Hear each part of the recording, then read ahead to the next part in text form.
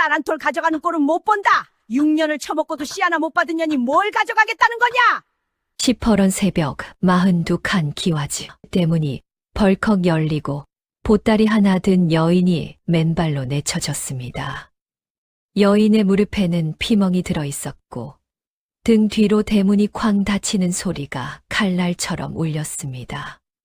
그런데 이 여인이 걸어간 길 끝에는 아무도 예상치 못한 운명이 기다리고 있었습니다. 과연 어떤 운명이 이 여인을 기다리고 있었을까요? 오늘도 야단 보따리를 찾아주셔서 감사합니다. 이야기가 지속될 수 있게 구독과 좋아요로 응원 부탁드립니다. 그럼 보따리 속 옛날 이야기 지금 바로 시작합니다. 옛날 옛적 충청도 공주 땅에 박판관이라는 양반이 살고 있었습니다. 42칸 기와집에 논이 100마지기, 밭이 50마지기. 고을에서 둘째가라면 서러운 부잣집이었지요. 대문 앞에는 은행나무 2그루가 서 있었고 그 나무 아래를 지나는 마을 사람들은 늘 고개를 숙여야 했습니다. 양반의 기세가 그만큼 대단했던 것입니다. 박 판관에게는 아들이 하나 있었는데 이름이 박도령이었습니다. 어려서부터 글을 곧잘 읽었으나 성품이 유해서 큰 소리를 낼 줄 모르는 사람이었지요. 그 박도령이 20살이 되던 해에 혼인을 했습니다. 신부의 이름은 순덕이었습니다. 가난한 선비의 딸로 친정은 초가삼간에 논 한 마지기뿐이었습니다. 그러나 성품이 곧고 손재주가 남달랐지요. 바느질 하나는 고을에서 따라올 사람이 없었고 글도 제법 읽을 줄 알았습니다. 혼인 첫날 시어머니 오씨 부인은 순덕의 손을 잡고 말했습니다. 어여쁜 것, 우리 집안의 복을 가져올 상이로구나. 순덕은 고개를 숙이며 대답했습니다. 부족한 몸이오나 최선을 다하겠사옵니다. 그 말은 진심이었습니다. 순덕은 새벽같이 일어나 부엌에 불을 지폈습니다. 시아버지의 아침상을 손수 차렸고 시어머니의 빨래를 정성껏 삶았습니다. 하인들이 할 일까지 도맡아 했지요. 마당을 쓸고 장독대를 닦고 안채와 바깥채를 빈틈없이 살폈습니다. 부엌 아궁이 앞에 앉아있는 시간이 하루의 절반이었습니다. 손이 트고 갈라져서 겨울이면 피가 맺혔지만 순덕은 내색하지 않았습니다. 마을 사람들이 수군거렸습니다. 박 판관 댁새 며느리 보았소. 하인 안 부리고 제 손으로 다 한다더군. 저런 며느리를 두면 집안이 절로 일어서지. 오씨 부인도 처음에는 흐뭇했습니다. 손님이 올 때마다 자랑을 했지요. 우리 며느리는 10명 하인 부럽지 않다오. 그렇게 말하던 오씨 부인의 얼굴에는 자부심이 가득했습니다. 순덕은 그 말이 기뻤습니다. 인정받고 있다고 생각했으니까요. 그런데 말입니다. 1년이 지나도 순덕의 배에는 소식이 없었습니다. 2년이 지나도 마찬가지였습니다. 3년째가 되자 오씨 부인의 눈빛이 달라지기 시작했지요. 밥상을 받으며 한마디 던졌습니다. 순덕아, 이 집의 대를 이을 아이가 있어야 하지 않겠느냐. 순덕은 숟가락을 내려놓으며 고개를 숙였습니다. 죄송하옵니다, 어머님. 미안하다는 말은 됐다. 아이를 낳아야지. 오씨 부인의 목소리에 날이 서기 시작한 것이 바로 그 즈음이었습니다. 변화는 소리 없이 찾아왔지요. 순덕이 장독대를 닦아도 오씨 부인은 더 이상 고맙다 하지 않았습니다. 순덕이 바느질한 옷감을 가져가도 훑어보지 않았지요. 마치 순덕이 투명인간이 된 것 같았습니다. 아무리 이래도 눈에 들지 않았습니다. 밥상에 반찬이 12가지여도 한마디가 없고 11가지이면 고함이 날아왔지요. 순덕은 밤이면 이불을 뒤집어 쓰고 몸을 웅크렸습니다. 소리 없이 울었지요. 베개에 얼굴을 묻고 어깨를 떨었습니다. 한 번은 한밤중에 뒷마당 우물가에 앉아 달을 보며 혼잣말을 했습니다. 어머니, 저는 어찌하면 좋겠습니까? 사람이 이렇게 쓸모없는 것이 있습니까? 대답은 없었습니다. 우물 속에 비친 달만 흔들리고 있었지요. 4년째. 오씨 부인은 굿을 불렀습니다. 무당이 대청마루에 상을 차리고 징을 치고 북을 울렸습니다. 마을이 떠나갈 만큼 요란한 굿이었지요. 돼지머리에 시루떡, 대추와 밤이 수북이 쌓인 재물상 위로 무당의 띠가 펄럭였습니다. 삼신할머니 노하셨소. 이 집 며느리 뱃속에 복이 막혀 있소. 무당이 눈을 부라리며 소리쳤습니다. 무당은 순덕을 가리키며 발을 굴렀지요. 2년의 사주가 독하여 아이가 깃들 수 없는 몸이요. 삼신할머니가 등을 돌리셨소. 마당에 모인 하인들이 순덕을 힐끗힐끗 쳐다보았습니다. 순덕은 마당 한 구석에 쪼그려 앉아 그 소리를 들었습니다. 얼굴이 불에 달군 인두를 댄 것처럼 화끈거렸지요. 이웃집 안악들이 담장 너머로 고개를 빼꼼 내밀었습니다. 쯔쯔, 저러다 쫓겨나겠네. 가엾기도 하지. 하긴 자식을 못 낳으면 어쩌겠어. 수군거림이 바람을 타고 순덕의 귀에 닿았습니다. 순덕은 눈물을 삼켰습니다. 주먹을 꽉 쥐고 일어나 부엌으로 갔지요. 물을 썰고 팔을 다듬고 밥을 지었습니다. 울 시간이 없었습니다. 아니, 울어서는 안 된다고 스스로에게 말했습니다. 그 무렵 순덕은 몰래 약을 구하러 다니기 시작했습니다. 새벽에 산에 올라 쓴바귀를 뜯고 장터 약방에서 당귀와 임모초를 사서 다려 마셨지요. 쓰디 쓴 약을 하루도 빠짐없이 3달을 마셨습니다. 혀가 까맣게 물들었지요. 그래도 소식은 없었습니다. 한 번은 고을 박 30리 떨어진 절까지 걸어가 삼신당 앞에 엎드렸습니다. 삼신할머니, 제발 아이를 주십시오. 무엇이든 하겠습니다. 새벽부터 해가 질 때까지 절을 했지요. 무릎이 까져 피가 나도 멈추지 않았습니다. 300배, 500배, 1000배. 돌아올 때는 다리가 풀려 길 위에 주저앉기도 했습니다. 그래도 소식은 없었습니다. 5년째. 오씨 부인의 구박은 노골적으로 변했습니다. 밥상을 받아도 트집이었지요. 이것이 국이냐, 물이냐? 내 정성이 이 모양이니 아이가 들어서겠느냐. 순덕이 끓인 국에 소금이 조금 부족했을 뿐이었습니다. 하지만 오씨 부인에게는 그것도 핑계가 되었지요. 다음 날은 빨래가 문제였습니다. 이 저고리에 구김이 있구나. 내가 이 집 살림을 얼마나 건성으로 하는지 알겠다. 그 다음 날은 마당 구석의 낙엽 하나가 문제였습니다. 순덕은 아무 말 없이 고개를 숙이고 또 일했습니다. 이를 악물고 더 일찍 일어나고 더 늦게 잠들었지요. 새벽 인경에 눈을 뜨고 밤 삼경이 되어서야 눈을 감았습니다. 그래도 소용이 없었습니다. 오씨 부인은 점쟁이를 불렀습니다. 점쟁이가 순덕의 사주를 보고 고개를 저었지요. 고약한 사주로군요. 이 여인은 씨가 안 붙는 팔자입니다. 그 말을 듣는 순간 오씨 부인의 얼굴에 기묘한 미소가 번졌습니다. 구박의 명분이 생긴 것이지요. 순덕은 문 밖에서 그 말을 들었습니다. 다리에 힘이 풀려 벽을 짚었지요. 팔자. 씨가 안 붙는 팔자. 그 말이 머릿속을 맴돌았습니다.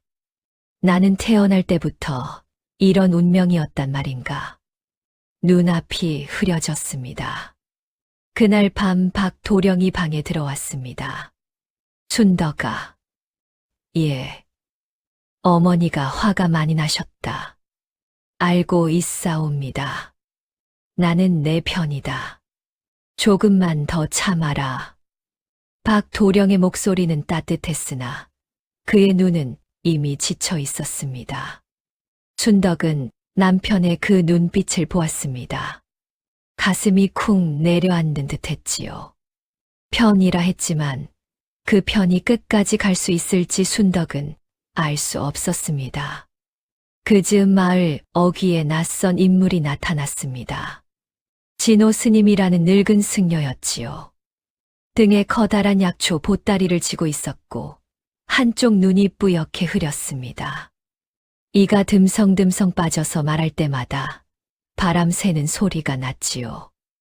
허리는 굽었으나 걸음마는 젊은이 못지않게 빨랐습니다. 진호 스님이 박 판관 댁 앞을 지나다 혼잣말을 했습니다. 이 집에 아이 울음소리가 안 들리는구먼. 꽃이 피지 않는 건 꽃 탓이 아니라 땅 탓인 것을. 사람들은 왜 꽃만 탓하는고. 마침 물을 기르러 나온 순덕이 그 말을 들었습니다. 스님, 무슨 말씀이시옵니까? 진호 스님이 빙그레 웃었습니다. 허허, 지나가는 늙은이의 헛소리일세. 신경 쓰지 말게. 그러고는 느릿느릿 길을 떠났습니다. 순덕은 두레박을 내려놓고 그 뒷모습을 바라보았습니다. 꽃이 안 피는 건 꽃 탓이 아니라 땅 탓이라. 무슨 뜻인지 알 것도 같고 모를 것도 같았지요. 순덕은 고개를 저으며 물동이를 이었습니다. 하지만 그때는 그 말의 무게를 알지 못했습니다. 한참 뒤에야 그 말이 얼마나 깊은 뜻이었는지 온몸으로 깨닫게 될 터였지요. 그리고 6년째 드디어 오씨 부인이 칼을 빼들었습니다. 어느 날 아침이었습니다. 오씨 부인이 대청마루에 온 식구를 불러 모았지요. 하인들까지 마당에 세웠습니다. 모두의 얼굴이 굳어 있었습니다. 밥 짓는 할멈도 마구간 머슴도 심지어 대문간 수문장까지 불려왔지요. 박 판관은 안방에서 나와 대청마루 끝에 앉았으나 고개를 들지 못했습니다. 박 도령은 어머니 옆에 섰다가 순덕을 보고는 입술을 깨물었지요. 순덕아, 앞으로 나오너라. 순덕은 무릎을 꿇었습니다. 짐작하고 있었습니다. 이 날이 올 줄 알고 있었지요. 무릎 아래로 차가운 마루가 느껴졌습니다. 오씨 부인이 부채를 탁 접으며 입을 열었습니다. 내가 이 집에 온 지 6년이다. 6년이면 소도 새끼를 6은 낳는다. 내 배에서 아이 소리가 나왔더냐? 어머님, 조금만 더 시간을. 닥쳐라. 오씨 부인의 고함이 마당을 울렸습니다. 참새들이 처마에서 푸드득 날아올랐지요. 하인들이 고개를 숙였습니다. 너 같은 씨 마른 년을 며느리로 둔 것이 이 집안의 수치다. 당장 보따리를 싸서 나가거라. 순덕의 눈앞이 캄캄해졌습니다. 알고 있었지만 막상 그 말을 들으니 숨이 끊어지는 것 같았지요. 박도령이 달려왔습니다. 어머니, 이러시면 안 됩니다. 닥치지 못하겠느냐. 오씨 부인이 아들마저 밀쳐냈습니다. 내 놈이 후사가 끊겨도 좋단 말이냐. 이 집안 3대 혈맥이 내 놈 대에서 끊기는 꼴을 보란 말이냐. 어머니, 순덕이가 무슨 죄가 있습니까? 아이 없는 것이 어찌 순덕이 탓이겠습니까? 탓이 아니면 뭐란 말이냐. 점쟁이도 무당도 전연의 사주가 고약하다 했거늘. 박도령은 더 이상 말을 잇지 못했습니다. 입술만 파르르 떨었지요. 순덕은 무릎을 꿇은 채 안방 쪽을 바라보았습니다. 박 판관이 앉아 있었습니다.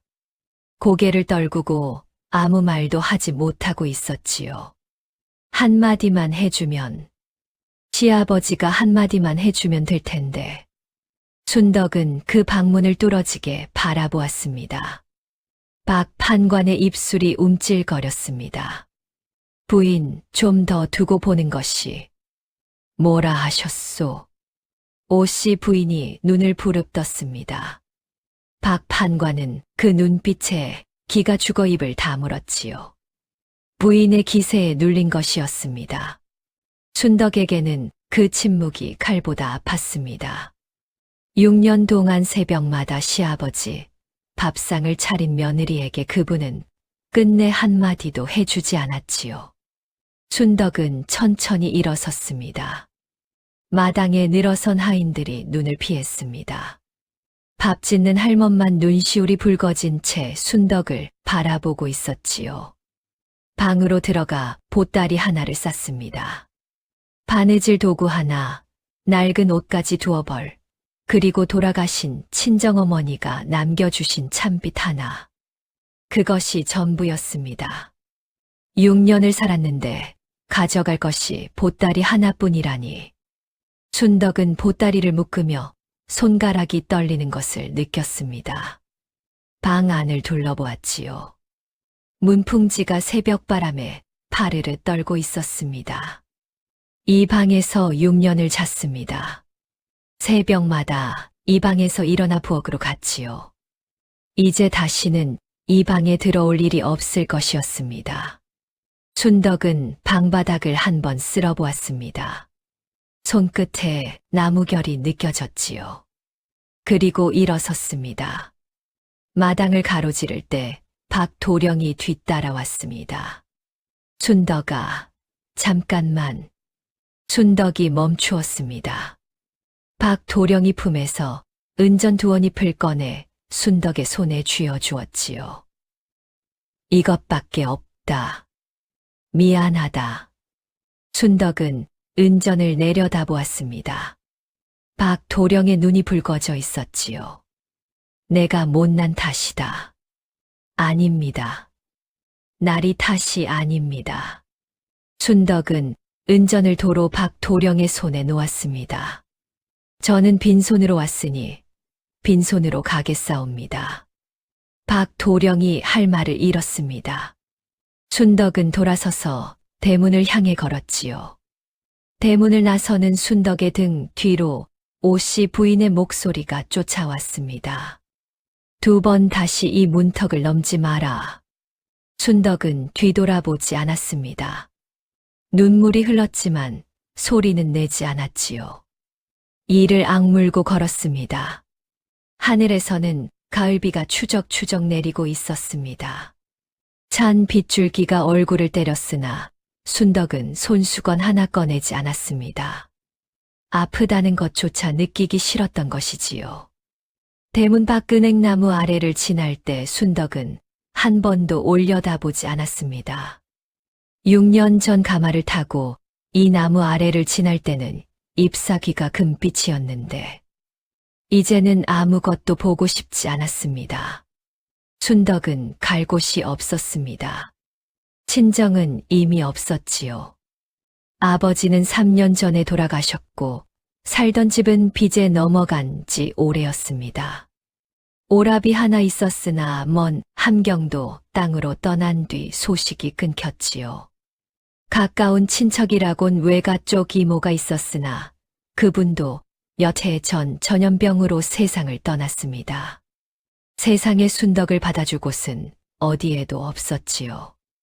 비를 맞으며 걸었습니다. 하루를 걷고 이틀을 걸었습니다. 장터를 지나다 떡집 앞에 멈추었지요. 떡을 찌는 김이 모락모락 올라오고 있었습니다. 배가 고팠습니다. 이틀째 아무것도 먹지 못했으니까요. 떡집 안악이 순덕의 행색을 보더니 떡 한 조각을 내밀었습니다. 이거 먹어. 사람이 굶으면 안 되지. 감사합니다. 순덕은 떡을 받아 한 입 베어 물었습니다. 달콤한 맛이 혀에 퍼졌지요.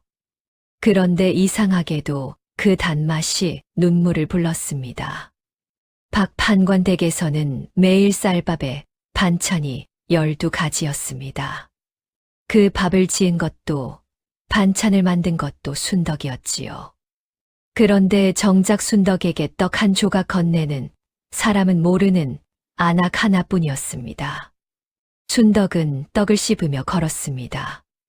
발바닥에 물집이 잡히고 터져서 피가 났지요. 집신이 달아 맨발이나 다름없었습니다. 사흘째 되는 날이었습니다. 깊은 산자락에 이르렀을 때 다리에 더 이상 힘이 들어가지 않았습니다. 비는 그쳤으나 바람이 차가웠지요. 산길 여파 위에 기대 앉았다가 그대로 미끄러져 주저앉고 말았습니다. 하늘을 올려다보니 구름 사이로 별 하나가 깜박이고 있었습니다. 이대로 죽는 건가? 순덕은 눈을 감았습니다. 손에 쥔 보따리 끈을 놓을까 말까 망설이는 순간이었지요. 보따리를 놓으면 모든 것을 놓는 것 같았습니다. 돌아가신 어머니의 찬빛이 그 안에 있었으니까요. 어머니라면 뭐라고 했을까? 순덕의 어머니는 살아생전에 늘 말했습니다. 순덕아, 사람은 쓰러져도 손에 쥔 것을 놓으면 안 된다. 순덕은 보따리 끈을 꽉 쥐었습니다. 놓지 않았습니다. 그때였습니다. 어디선가 아이의 울음소리가 들려왔습니다. 희미한 울음소리였습니다. 바람 소리에 섞여 끊길 듯 말 듯 들려왔지요. 순덕은 눈을 떴습니다. 울음소리인가, 바람 소리인가. 귀를 기울였습니다. 또 들렸습니다. 틀림없는 울음소리였지요. 아이의 울음이었습니다. 몸에 힘이 없었지만 그 울음소리가 귓전을 떠나지 않았습니다. 순덕은 바위를 짚고 일어섰지요. 비틀거리며 소리가 나는 쪽으로 걸었습니다. 산길을 벗어나 수풀을 헤치자 낡은 폐가가 하나 나왔습니다. 지붕은 반쯤 내려앉았고 벽은 허물어져 있었지요. 문짝은 한쪽만 달려 삐걱거리고 있었습니다. 그 안에서 울음소리가 새어 나오고 있었습니다. 순덕이 무너진 문을 밀고 들어갔습니다. 어둠 속에서 쉰내와 곰팡내가 코를 찔렀지요. 구석에 헝겊 뭉치 같은 것이 웅크려 있었습니다. 가까이 다가가 보니 아이였습니다. 5살쯤 되어 보이는 사내 아이. 갈비뼈가 하나하나 드러날 만큼 말랐고 입술은 파랗게 질려 있었지요. 머리카락은 수처럼 까맣고 뻣뻣했으며 온몸에 때가 껴서 피부색을 알 수 없었습니다. 그런데 눈만은, 커다란 두 눈만은 까만 보석처럼 또렷하게 빛나고 있었지요. 아이가 그 눈으로 순덕을 올려다보았습니다. 울음이 멈추었습니다. 어디서 온 거니? 아이는 대답 대신 순덕의 치마를 움켜쥐었습니다. 작은 손이 떨리고 있었지요. 손톱이 까맣게 때가 끼어 있었고 손가락이 나뭇가지처럼 가늘었습니다. 순덕은 아이를 안아 올렸습니다. 깃털처럼 가벼웠지요. 세상에 뼈밖에 안 남았구나. 아이의 왼쪽 어깨에 복숭아 모양의 붉은 점이 있었습니다. 윗부분이 살짝 움푹 들어간 또렷한 점이었지요. 아이를 감싸고 있던 헝겊은 낡아서 곳곳이 해져 있었습니다. 순덕은 보따리에서 마른 떡 부스러기를 꺼내 아이의 입에 넣어 주었습니다. 장터에서 얻은 떡을 조금 남겨둔 것이었지요. 아이가 허겁지겁 씹었습니다. 천천히 먹어. 순덕은 아이의 등을 쓸어주며 폐가 안을 둘러보았습니다. 살림이라곤 없었지요. 깨진 항아리 하나, 숯검댕이 묻은 솥뚜껑 하나. 누군가 살다 간 흔적은 있었으나 꽤 오래전에 떠난 듯 했습니다. 아이는 여기서 혼자 버텨온 것이었지요. 이름이 뭐니? 아이가 고개를 저었습니다. 이름이 없는 건지 모르는 건지 알 수 없었지요. 말은 할 줄 아니? 아이가 작은 목소리로 말했습니다. 배고파. 말을 할 줄은 알았습니다. 순덕은 한참을 아이를 내려다보았습니다. 나도 갈 곳 없는 몸이다. 나도 쫓겨난 사람이다. 내 한 몸도 건사하기 어려운 처지에 아이를 데리고 다닐 수 있겠는가. 데려가면 둘 다 죽는다. 놓고 가야 한다. 머리로는 그렇게 생각했습니다. 그런데 몸이 말을 듣지 않았지요. 아이를 내려놓으려 하면 아이의 손이 치마를 더 세게 움켜쥐었습니다. 가지 마. 그 한마디에 순덕의 심장이 쿵 내려앉았습니다. 가지 마. 박 판관 댁에서 쫓겨날 때 아무도 하지 않았던 말. 5살 먹은 아이가 하고 있었지요. 순덕은 한 번 더 아이를 내려놓으려 했습니다. 아이의 손을 풀어보려 했지요. 하지만 아이의 손이 떨리고 있었습니다. 온몸이 떨리고 있었습니다. 두려움이었습니다. 다시 혼자 남겨질까봐 온몸으로 두려워하고 있었던 것입니다. 순덕의 눈에서 눈물이 쏟아졌습니다. 이 아이도 버림받은 것이다. 나처럼, 나와 같은 아이다. 가자. 순덕은 아이를 업었습니다. 가벼운 몸이었지만 순덕의 다리도 후들거렸지요. 그래도 걸었습니다. 보따리를 한 손에 쥐고 아이를 등에 업고 산길을 내려왔습니다. 아이의 작은 손이 순덕의 목을 감았습니다. 체온이 느껴졌지요. 뜨거웠습니다. 열이 있었습니다. 순덕의 발걸음이 빨라졌습니다. 고갯마루를 넘으니 작은 마을이 보였습니다. 청풍이라는 이름의 마을이었지요. 산 아래 논밭이 펼쳐지고 시냇물이 흘렀습니다.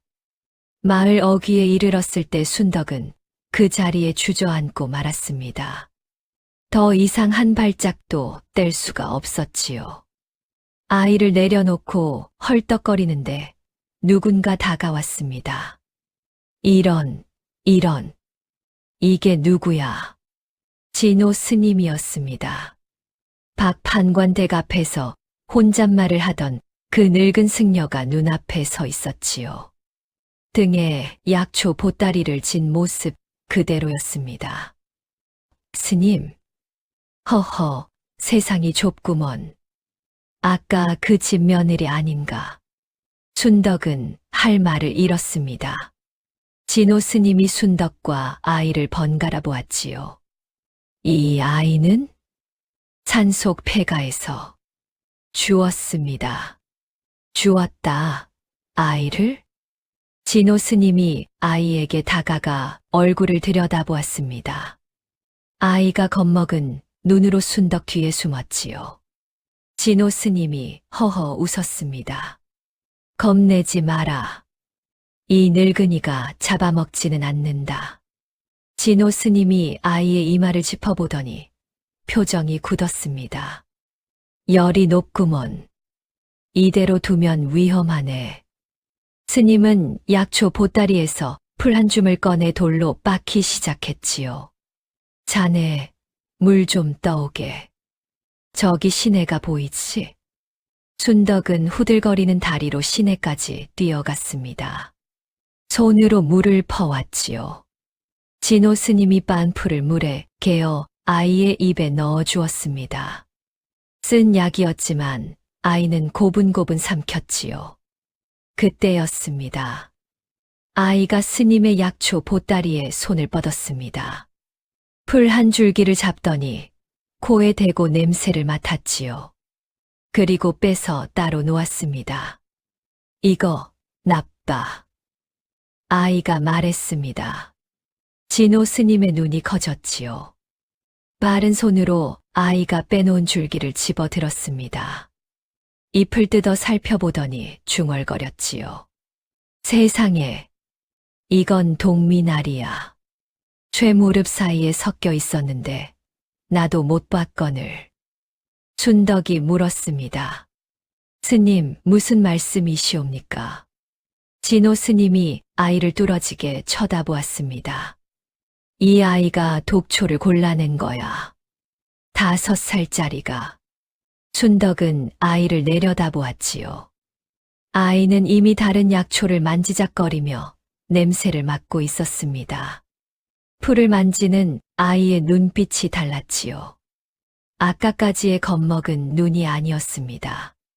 반짝반짝 빛나는 눈이었습니다. 진호 스님이 긴 한숨을 쉬었습니다. 자네, 이 아이를 어찌할 셈인가? 순덕은 대답하지 못했지요. 아이를 키울 형편이 안 된다는 것을 알고 있었습니다. 가진 것이 아무것도 없었으니까요. 자네 형편이 어려운 건 내 두 눈으로 보고 있네. 진호 스님이 말했습니다. 하지만 이 아이에게는 하늘이 준 재주가 있어. 풀 한 포기에서 독과 약을 구별하는 눈. 이건 아무나 가질 수 있는 것이 아닐세. 스님, 저는 제 한 몸도 건사하기 어려운 처지입니다. 그래서 묻는 것이야. 어려운 줄 알면서도 이 아이를 버릴 수 있겠느냐고. 순덕은 아이를 보았습니다. 아이가 순덕의 치마를 잡고 있었지요. 작은 손이었습니다. 더없이 작은 손이었습니다. 순덕은 눈을 감았다 떴습니다. 못 버립니다. 진호 스님이 고개를 끄덕였습니다. 그럴 줄 알았네. 진호 스님은 그날 순덕과 아이를 마을 끄트머리에 있는 빈 오두막으로 데려갔습니다. 원래 약초를 말리는 창고로 쓰던 곳이었는데 지붕이 있고 벽이 있으니 비바람은 막을 수 있었지요. 방 한 칸에 부엌 하나. 바닥에는 먼지가 수북했고 구석에 거미줄이 쳐져 있었습니다. 하지만 순덕에게는 궁궐이나 다름없었지요. 머리 위에 지붕이 있다는 것, 그것만으로도 감사했습니다. 당분간 여기서 지내게. 마을 사람들에게는 내가 말해두겠네. 순덕은 무릎을 꿇고 절을 했습니다. 스님, 은혜를 잊지 않겠습니다. 은혜는 무슨? 나도 이 아이가 궁금해서 그러는 것이야. 진호 스님이 웃으며 약초 보따리에서 약재 몇 가지를 꺼내 놓고 갔습니다. 아이 열이 내리면 죽을 쏘어 먹여라. 급하게 고기를 먹이면 탈이 나네. 순덕은 고개를 끄덕였지요. 그날 밤 순덕은 아이를 품에 안고 잠을 잤습니다. 아이의 열이 조금 내렸지만 아직 체온이 높았습니다. 순덕은 밤새 아이의 이마를 만져보며 뒤척였지요. 아이가 잠꼬대를 했습니다. 엄마. 순덕의 가슴이 뜨거워졌습니다. 이 아이에게도 엄마가 있었구나. 있었는데 없어진 것이구나. 그 마음을 순덕은 알았습니다. 자기도 어머니를 일찍 보냈으니까요. 새벽녘에 아이의 열이 내렸습니다. 순덕이 쌀을 구하러 나가야 했지요. 아이를 오두막에 남겨두고 나가려는데 아이가 눈을 떴습니다. 가지마. 또 그 말이었습니다. 순덕은 잠시 멈추었지요. 아이를 두고 가면 아이는 또 혼자가 됩니다. 데리고 가면 남의 눈에 띄고 이런저런 말이 돌겠지요. 같이 가자. 순덕은 아이를 업었습니다. 마을 안악들이 수군거렸지요. 저 여인 누구야? 어디서 굴러온 거래? 아이까지 있네. 차가운 눈초리였습니다. 낯선 여인이 아이를 데리고 나타났으니 경계하는 것이 당연했지요. 순덕은 고개를 숙이고 지나갔습니다. 마을 이장을 찾아가 일거리를 구했습니다. 논일이든 밭일이든 무엇이든 하겠습니다. 이장이 순덕을 위아래로 훑어보았지요. 혼자요? 예. 아이는? 제가 돌보는 아이입니다. 이장이 고개를 갸웃거렸지만 품이 부족한 터라 이를 주었지요. 하루 품삯이 쌀반되었습니다. 순덕은 아이를 논둑에 앉혀두고 일했습니다. 허리가 끊어질 듯 아팠지만 멈추지 않았지요. 모내기철이라 할 일이 많았습니다. 해가 질 때까지 일하고 돌아와 쌀로 죽을 쑤었습니다. 아이에게 먼저 먹이고 남은 것을 순덕이 먹었지요. 남은 것이라곤 솥바닥에 붙은 누룽지뿐이었습니다. 며칠이 지나자 마을 안악들의 태도가 조금씩 달라지기 시작했습니다. 저 여인일 하나는 진짜 잘하더라. 아이도 데리고 다니면서 불평 한마디 없어. 하지만 순덕은 밤이면 고민에 빠졌지요.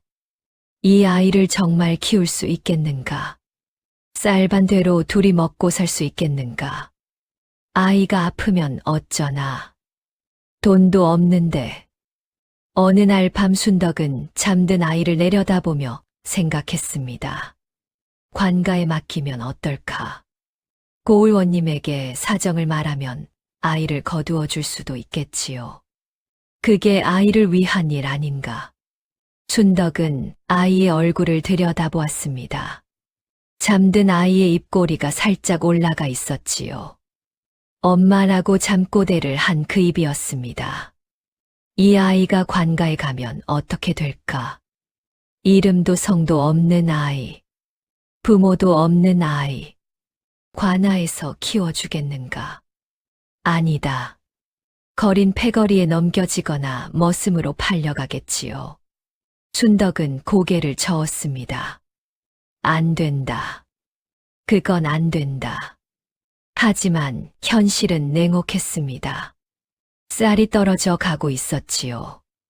옷가지는 두어버리 전부였고 겨울이 오면 얼어 죽을 판이었습니다. 이대로는 안 됩니다. 하지만 이 아이를 버릴 수도 없습니다. 그러면 어떻게 해야 합니까? 순덕은 자기 손을 내려다보았습니다. 트고 갈라지고 굳은 살이 박힌 손이었지요. 이 손으로 6년을 일했습니다. 이 손이 밥을 짓고 빨래를 하고 바느질을 하고 마당을 쓸었지요. 이 손이면 된다. 이 손이면 어디서든 먹고 살 수 있다. 순덕은 주먹을 쥐었습니다. 다음 날 아침 순덕은 아이에게 말했습니다. 이름을 지어줄게. 아이가 눈을 동그랗게 떴지요. 산에서 만났으니 산이라고 부를까. 산이.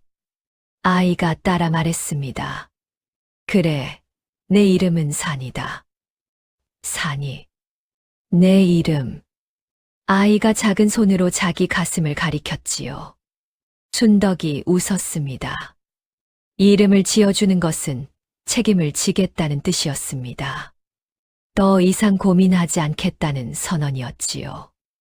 그것이 시작이었습니다. 순덕과 산이의 새로운 삶이 시작된 것입니다. 순덕은 다음 날부터 마을에서 닥치는 대로 일을 했습니다. 논일, 밭일, 빨래, 삭바느질.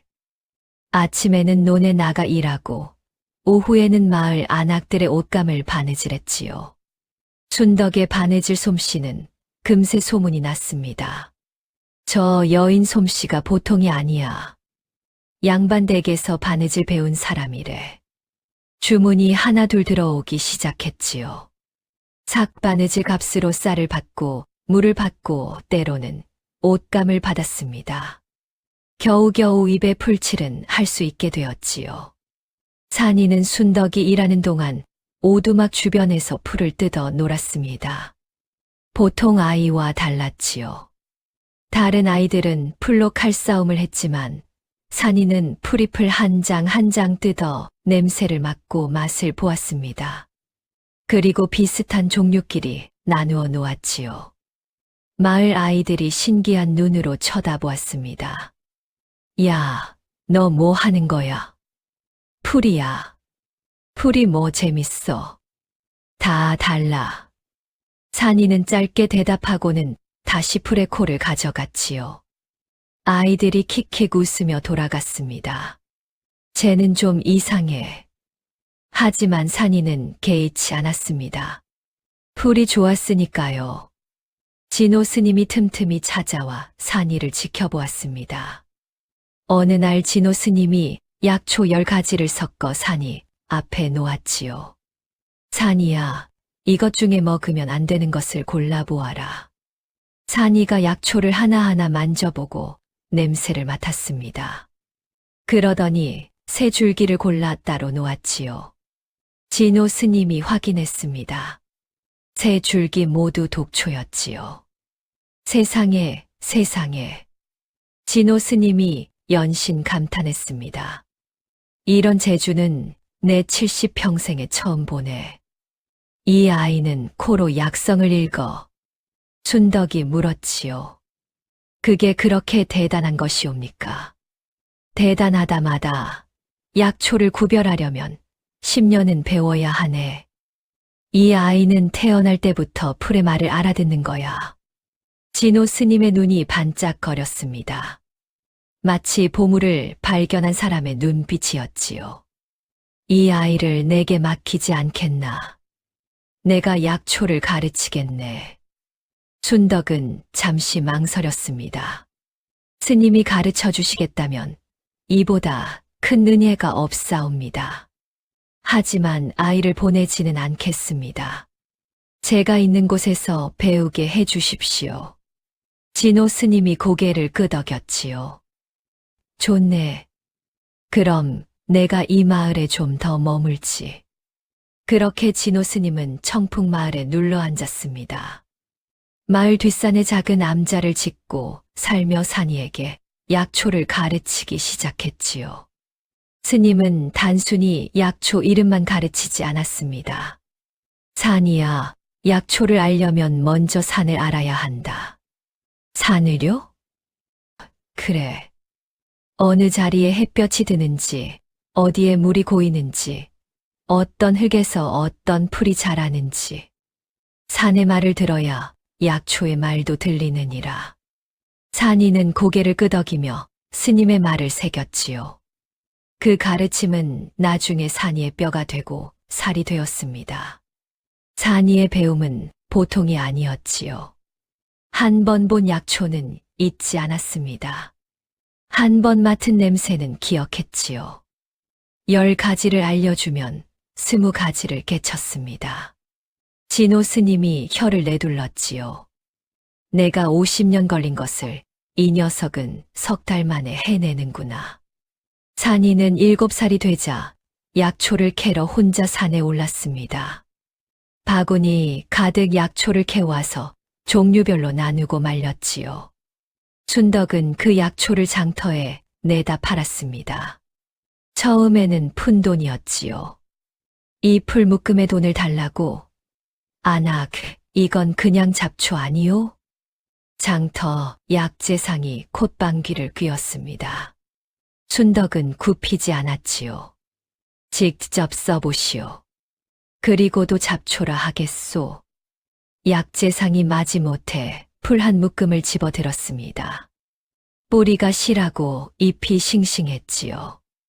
약효를 확인한 약재상의 표정이 달라졌습니다.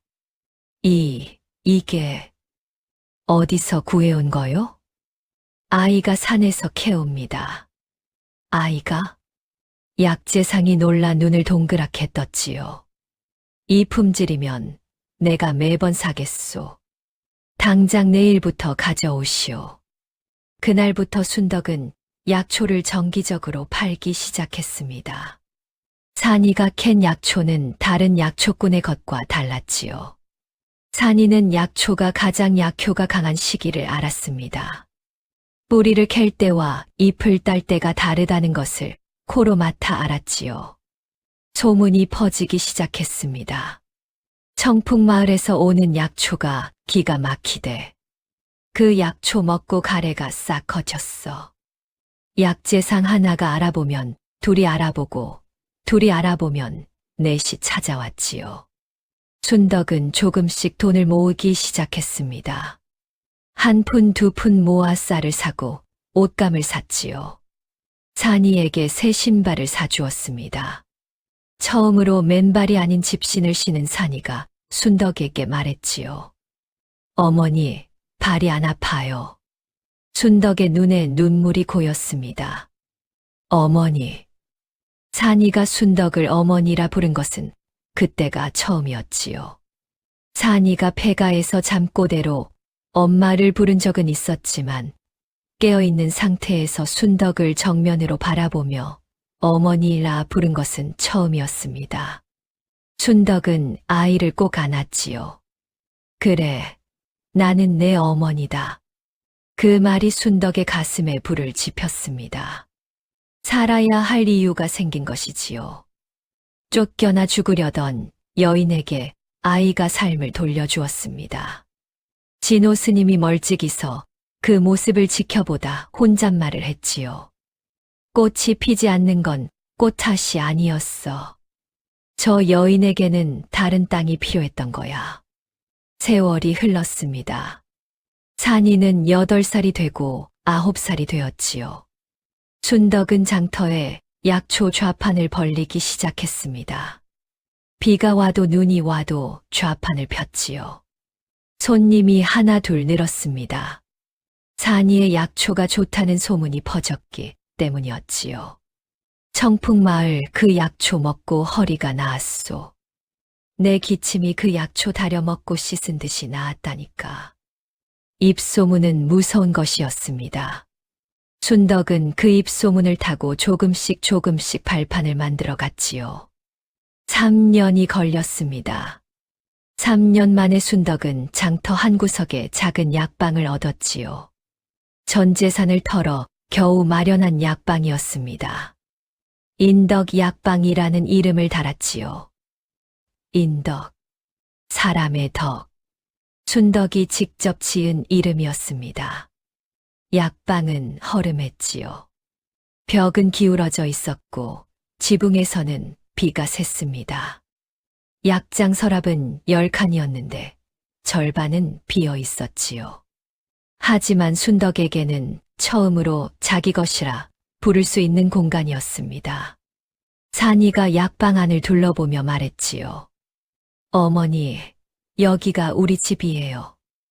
우리 집은 아니고 우리 약방이다. 약방이 있으면 아픈 사람을 고칠 수 있어요? 그래, 내가 풀을 골라주고 내가 팔면 되는 거야. 산이가 활짝 웃었습니다. 좋아요. 순덕도 웃었지요. 오래간만에 웃었습니다. 산이가 10살이 되던 해, 인덕 약방이 장터에서 제법 이름을 알리기 시작한 것은 한 사건 때문이었지요. 어느 날 산이가 산에서 약초를 캐다가 물에 빠진 아이를 발견했습니다. 시냇물에 떠내려가는 아이를 산이가 뛰어들어 건져냈지요. 아이는 숨이 멎어 있었습니다. 마을 사람들이 달려왔을 때 산이는 아이의 가슴을 누르고 있었지요. 비켜주세요. 10살짜리가 어른들을 밀쳐냈습니다. 산이는 아이의 입을 열고 물을 빼낸 뒤 가슴을 일정한 간격으로 눌렀지요. 진호 스님에게 배운 것이었습니다. 스님이 언젠가 가르쳐 준 적이 있었지요. 사람이 물에 빠지면 가슴을 눌러 물을 빼내야 한다. 빠를수록 좋다. 아이가 물을 뱉어내며 기침을 했습니다. 살아난 것이었지요. 아이의 어머니가 달려와 산이의 손을 잡고 울었습니다. 이 은혜를 어떻게 갚아야 하나. 내가 내 아이를 살렸구나. 장터 사람들이 술렁거렸지요. 저 아이가 죽을 뻔한 아이를 살렸대. 10살짜리가? 그 소문이 인덕 약방에 손님을 불러왔습니다. 혹시 이 약방이 그 아이가 있는 곳이요? 맞습니다. 약을 지으러 온 것이 아니라 산이를 보러 온 사람도 있었지요. 그리고 그해 겨울 장터에 급한 환자가 실려왔습니다. 나무에서 떨어진 농부였는데 팔이 부러지고 온몸에 상처가 나 있었지요. 가장 가까운 약방이 인덕 약방이었습니다. 약방 주인, 사람 살려. 순덕이 뛰어나갔지요. 농부는 얼굴이 하얗게 질려 있었고 피가 흐르고 있었습니다. 순덕이 당황하고 있는데 산이가 달려왔지요. 10살짜리 아이가 농부의 상처를 차분하게 살펴보았습니다. 어머니, 창출 가루하고 황백 달인물 가져와요. 빨리요. 산이의 목소리가 단호했지요. 순덕이 약재를 가져오자 산이가 능숙한 손놀림으로 상처를 씻고 약을 발랐습니다. 부러진 팔은 곧은 나뭇가지 2개로 부목을 대고 천으로 동염했지요. 움직이시면 안 돼요. 사흘은 누워 계셔야 해요. 10살짜리 아이가 어른에게 지시를 내리고 있었습니다. 지켜보던 장터 사람들이 입을 벌렸지요. 저 아이가 뭐야? 약방집 아이인데 저 솜씨 좀 봐. 어른 의원도 저렇게 빨리 못하는데. 농부가 사흘 뒤에 일어났습니다. 상처가 깨끗이 아물어가고 있었지요. 농부가 순덕에게 절을 했습니다. 약방마님, 아이가 제 팔을 살렸습니다. 은혜를 잊지 않겠습니다. 그 소문이 장터에 퍼졌지요. 인덕 약방에 신동이 있다더라. 약초를 보기만 해도 약성을 안다더군. 10살짜리가 부러진 팔을 고쳤대. 소문은 장터를 넘어 이웃 고을까지 번져갔습니다. 환자가 하나 둘 찾아오기 시작했지요. 처음에는 가벼운 병이었습니다. 기침이 멎지 않는 노인이 찾아왔지요. 3달째 기침이 안 낫는다. 이 고을 약방은 다 다녀봤어. 산이가 노인의 혀를 살피고 맥을 짚어보았습니다. 할아버지, 기침이 문제가 아니라 폐에 습이 차 있는 겁니다. 습이라고? 네. 행인과 폐모를 다려 드시되 아침마다 비싼 소나무 아래서 깊이 숨을 쉬세요. 소나무 기운이 폐의 습을 밀어냅니다. 노인이 반신반의하며 돌아갔지요. 열흘 뒤 노인이 다시 찾아왔습니다. 기침이 씻은 듯 멎어 있었지요. 세상에, 3달 묵은 기침이 열흘 만에. 노인이 산이의 손을 잡고 눈물을 글썽거렸습니다. 이 아이가 보통 아이가 아니야. 그 다음에는 배탈이 난 아이가 왔지요. 사흘째 설사가 멎지 않아 어머니가 업고 왔습니다. 산이가 아이의 배를 가만히 눌러보았지요.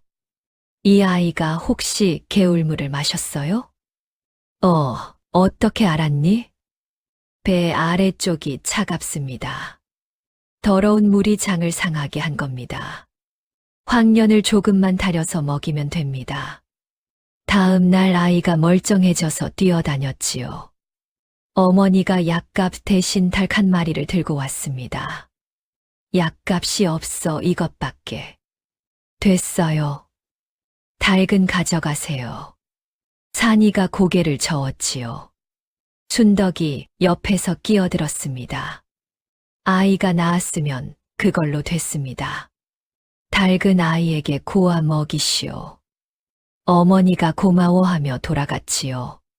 순덕이 산이에게 말했습니다. 닭 1마리면 우리 일주일 반찬인데. 어머니, 저 아이가 더 필요해요. 알았다, 알았어. 순덕은 한숨을 쉬면서도 입꼬리가 올라갔지요. 이 아이는 분명 자기를 닮지 않았는데 마음씨만은 닮아가고 있었습니다. 그러던 어느 날 장터에 소동이 벌어졌지요. 이웃 고을에서 온 약장수가 인덕 약방 앞에서 큰 소리를 쳤습니다. 10살짜리 애송이가 약을 판다고 어디서 사기를 치는 거야. 약장수의 이름은 구서방이었지요. 뚱뚱한 몸집에 기름진 얼굴, 큰 목소리로 손님을 끌어모으는 사람이었습니다. 인덕 약방에 손님을 빼앗겼다고 생각한 것이지요. 이봐, 약방 주인, 이 약방 면허가 있어. 없지? 관가에 고발할 수도 있다고. 순덕이 나왔습니다. 무슨 난리를 치시오. 난리, 내가 왜 난리야. 내 약방 때문에 내 장사가 안 된다고. 구서방이 약방 좌판을 발로 걷어찼지요. 약초 바구니가 엎어지고 약재가 흩어졌습니다. 순덕이 이를 악물었지요. 그때 산이가 안에서 나왔습니다. 아저씨가 파는 약에 독초가 섞여 있어요.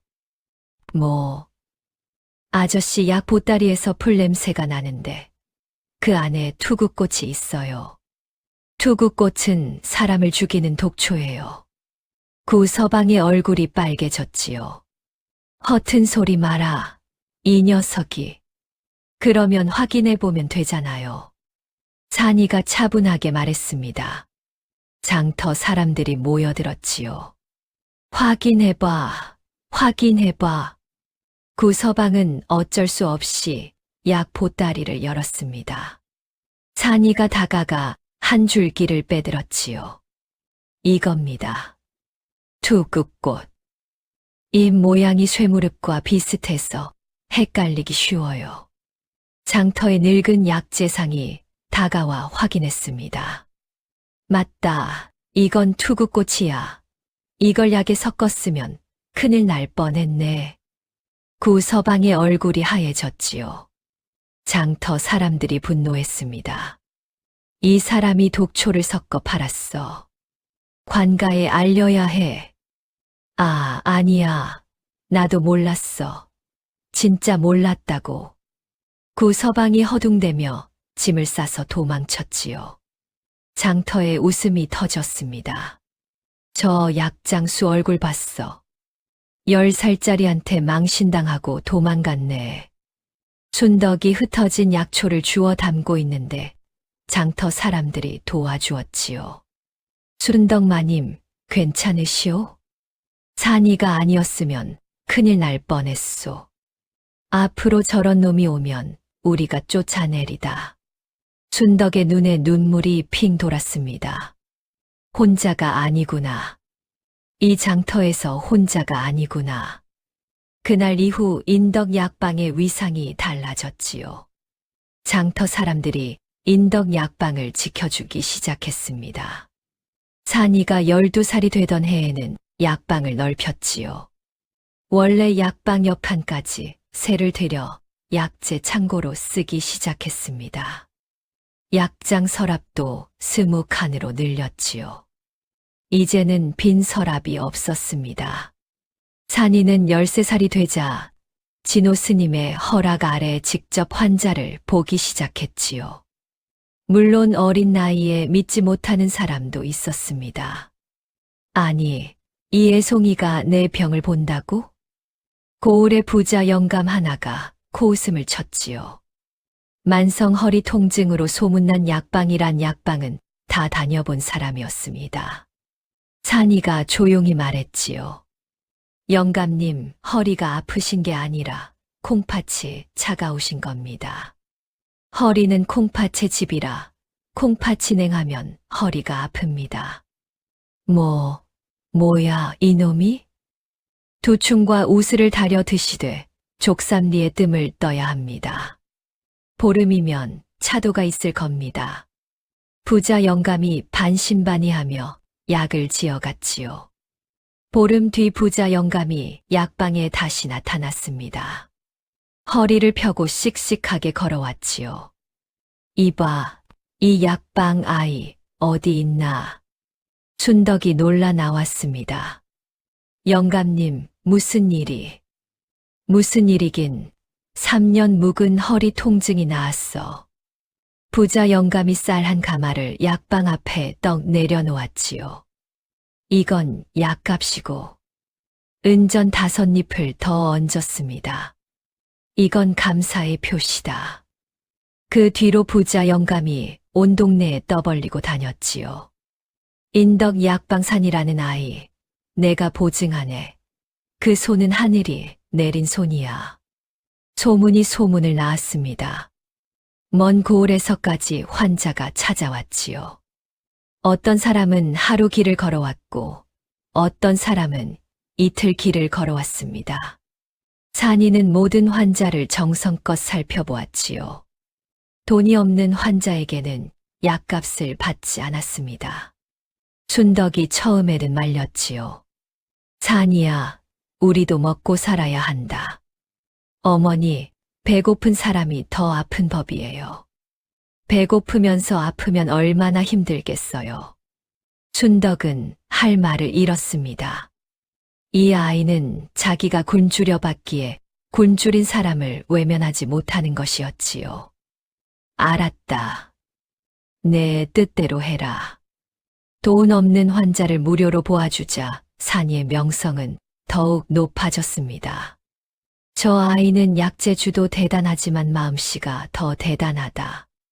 가난한 사람은 공짜로 봐준다며? 그 어미도 대단해. 혼자 아이 키우면서 약방 일구더니 그 약방으로 가난한 사람들까지 먹여 살리니.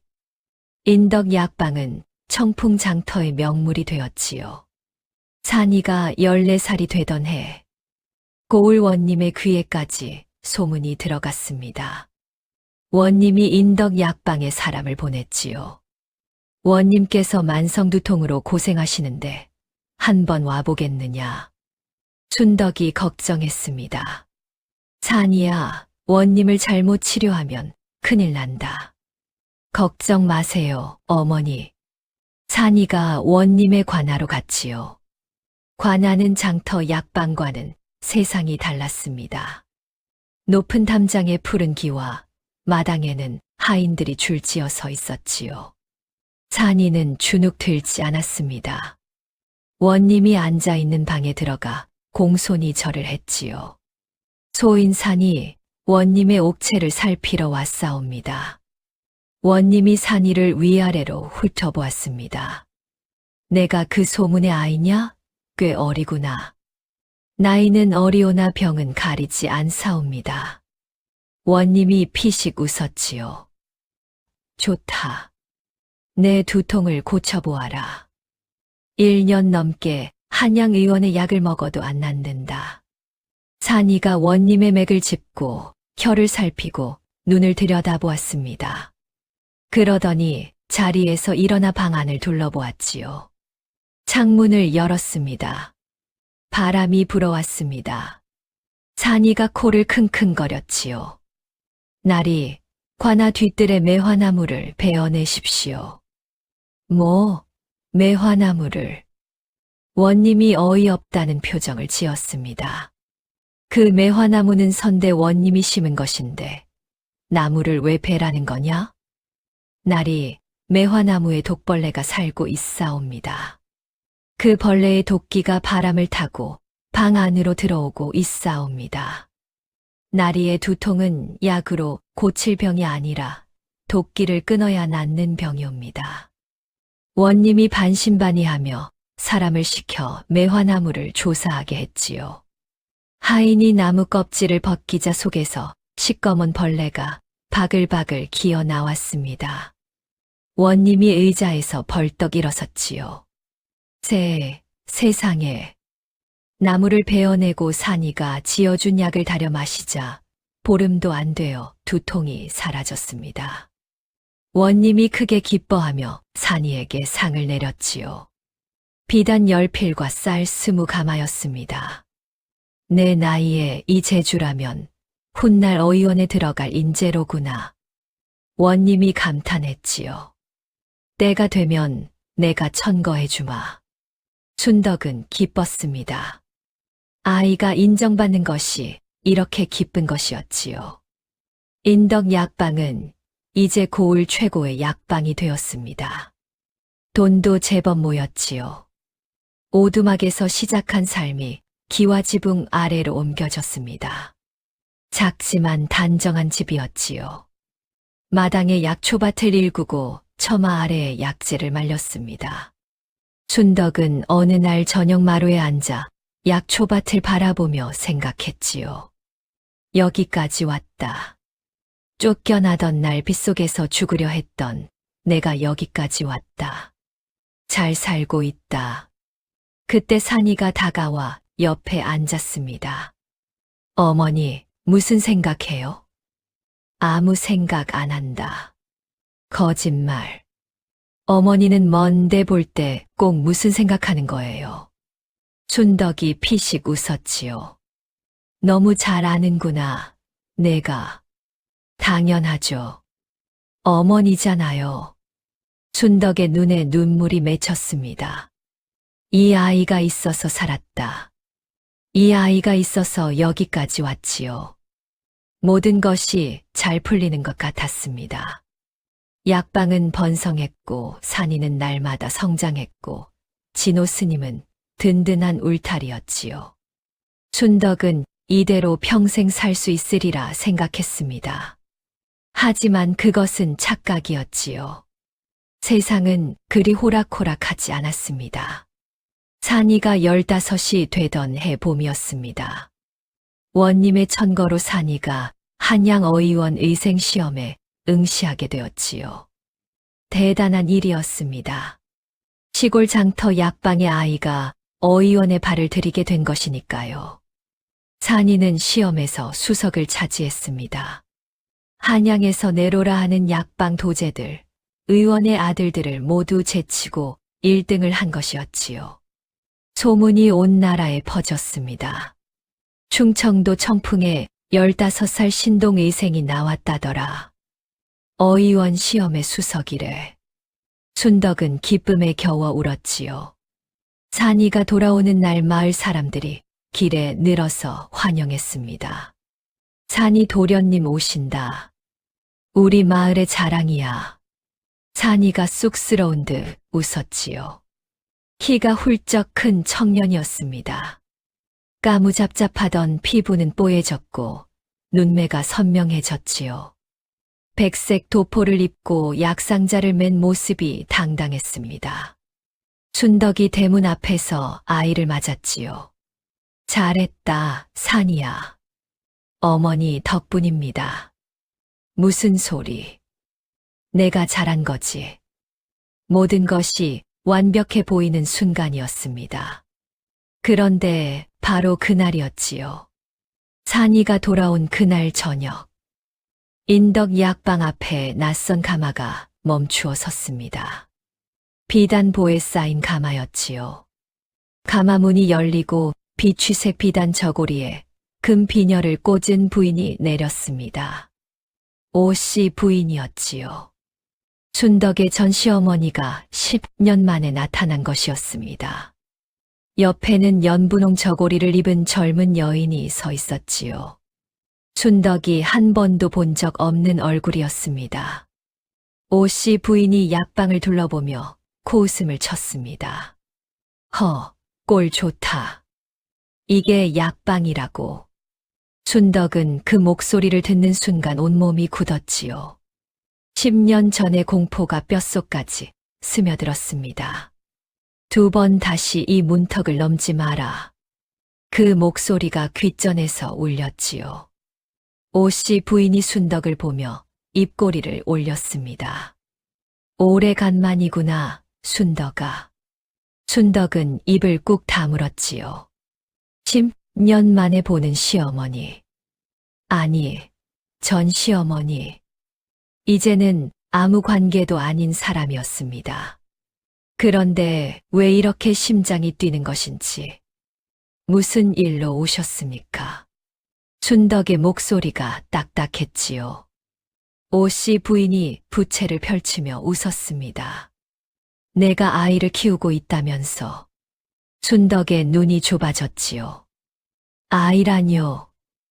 약재에 재주가 있다는 아이 말이다. 어의원 시험에 수석을 했다며? 소문이 이미 오씨 부인의 귀에 들어간 것이었습니다. 그게 어머님과 무슨 상관이 옵니까? 상관이 있지. 오씨 부인이 부채를 접었지요. 눈빛이 날카롭게 변했습니다. 그 아이가 우리 집안 아이거든. 순덕은 귀를 의심했습니다. 무슨 말씀이시옵니까? 내가 주워왔다는 그 아이.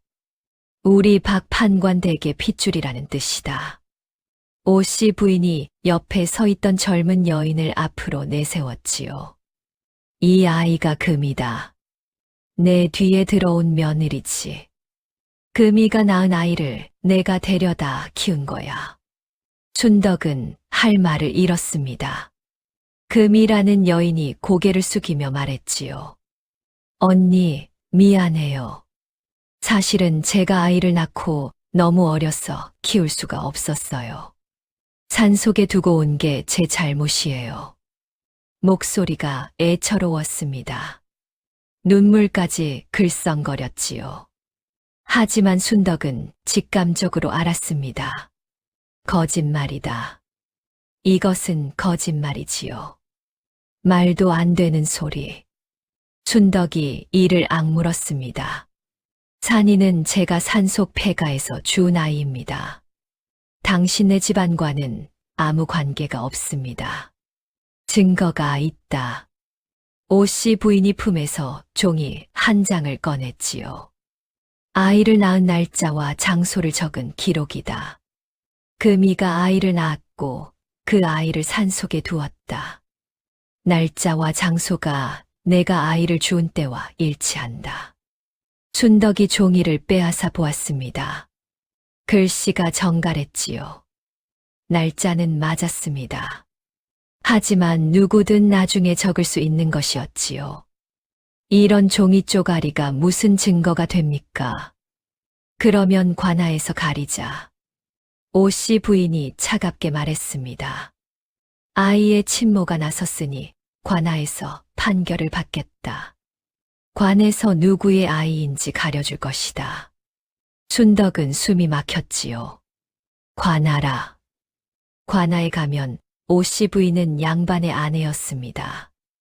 박 판관은 벼슬아치 출신이었지요. 돈도 있고 힘도 있었습니다. 반면 순덕은 쫓겨난 여인이었지요. 아무 연줄도 없는 평민이었습니다. 관아에서 누구의 편을 들겠습니까? 오씨 부인이 가마에 오르며 돌아보았습니다. 열흘 안에 관아에서 보자꾸나. 아이를 순순히 내놓으면 내게도 나쁠 것 없다. 가마가 떠나갔지요. 순덕은 약방문 앞에 서서 떠나가는 가마를 바라보았습니다. 다리가 떨렸지요. 어머니. 산이가 안에서 나왔습니다. 다 듣고 있었지요. 어머니, 저 사람들이 누구예요? 순덕은 산이의 얼굴을 보았습니다.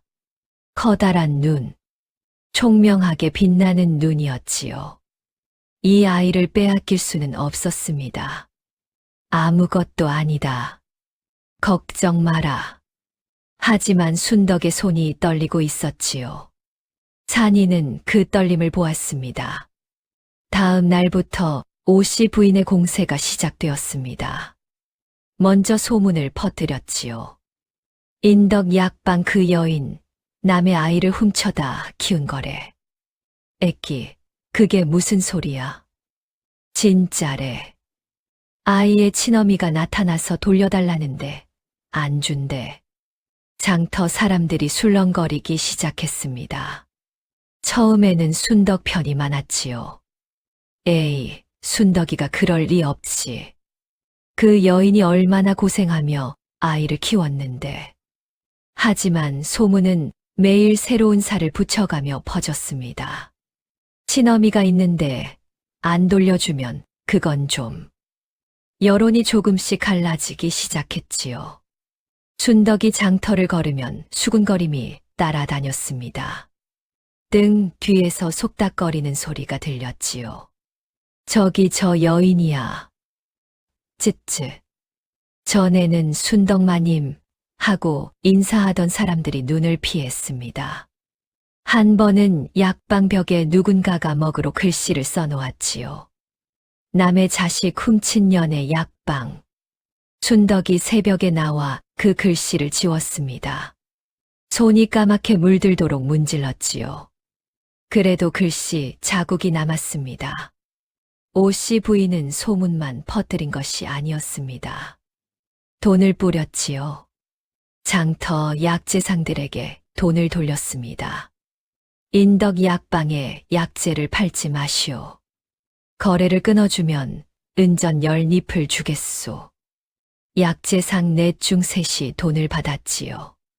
남은 한 명도 곧 무릎을 꿇었습니다.